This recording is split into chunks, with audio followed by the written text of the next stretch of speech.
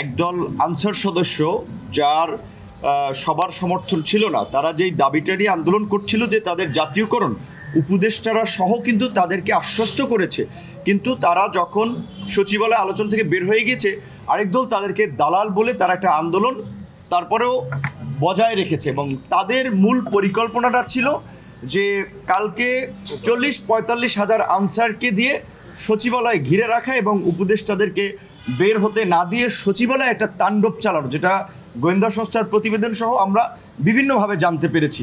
এবং আপনারা জানেন যে আনসারের দুইটা আপনার প্রক্রিয়া আছে। একটা হচ্ছে যে ব্যাটালিয়ন, সেখানে প্রায় 18,000 সদস্য, আর যারা ব্যাটালিয়ন ছাড়া সেখানে প্রায় আপনার 5 লক্ষের মতো সদস্য।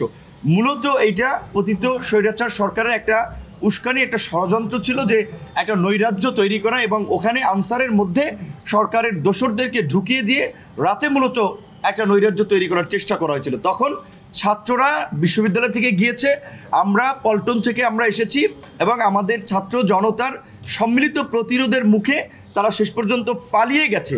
সেইখানে আপনারা একটা বিষয় লক্ষ্য করেন যে তারা যদি দাবি দেওয়া আদায় করতে আসতো, এই আন্দোলনের খুবই পরিচিত মুখ হাসনাত আবদুল্লাহ সহ আরও কয়েকজনকে তাদেরকে কিন্তু মারধর করে ফেলে পালিয়েছে। যে তিনি বলেছেন যে তাদের আপনার এই যে হ্যামোরেজ হয়েছে, আপনার রক্তক্ষরণ হয়েছে, বা এইদিকে তারা শারীরিকভাবে হয়তো ফেটে যায় নাই, কেটে যায় নাই, কিন্তু ভিতরগতভাবে যে আঘাত পেয়েছে, কারণ এতটা তারা অ্যাগ্রেসিভ ছিল। সো আপনারা পরিষ্কারভাবে এটা বুঝতে পারছেন যে এটা কোনো স্বাভাবিক ঘটনা না। তো আমরা পরিষ্কারভাবেই বলছি যে যারা এখন এই ছাত্র জনতার অসম্ভব রকমের সমর্থন নিয়ে আসা সরকারকে অস্থিতিশীল করার চেষ্টা করবে, তাদের বিরুদ্ধে আমরা ছাত্র জনতা কিন্তু উপযুক্ত জবাব আমরা দেব।